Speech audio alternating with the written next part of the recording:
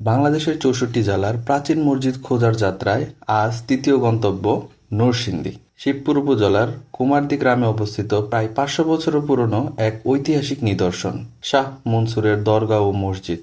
Google ম্যাপকে বিশ্বাস করে রওনা দিলাম, কিন্তু কিছু দূর পরেই বুঝতে পারলাম পথটা সহজ নয়। ভুল লোকেশনে ঢুকে পড়লাম। চারপাশে কর্দমাক্ত রাস্তা, বারবার সামনে আসছে বাধা, তবুও থামিনি, কারণ সামনে অপেক্ষা করছে ইতিহাস।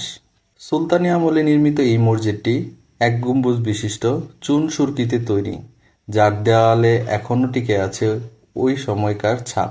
মাত্র একটি গম্বুজ, চার কর্নারে চারটি পিলার, আর ভূমি থেকে প্রায় ৩ ফুট উঁচুতে মেঝে।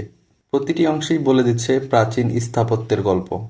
এখানে বর্তমানে আছে ২টি সমাধি, আর দেওয়ালে আছে ৬টি করে কুলুঙ্গি, যেখানে একসময় জ্বলে উঠত জ্ঞান ও সাধনার আলো। একটি শিলালিপি ছিল, যা হারিয়ে যাওয়ায় আজও রয়ে গেছে অজানা অনেক ইতিহাস। ছোট একটি স্থাপনা, কিন্তু এর ভিতরে লুকিয়ে আছে শতাব্দীর গল্প, ঐতিহ্য আর এক নীরব ইতিহাস। নরসিংদী জেলার পুরাতন মসজিদ দেখা শেষ, এবার এগিয়ে চলব পরবর্তী জেলার পথে। ধন্যবাদ সবাইকে।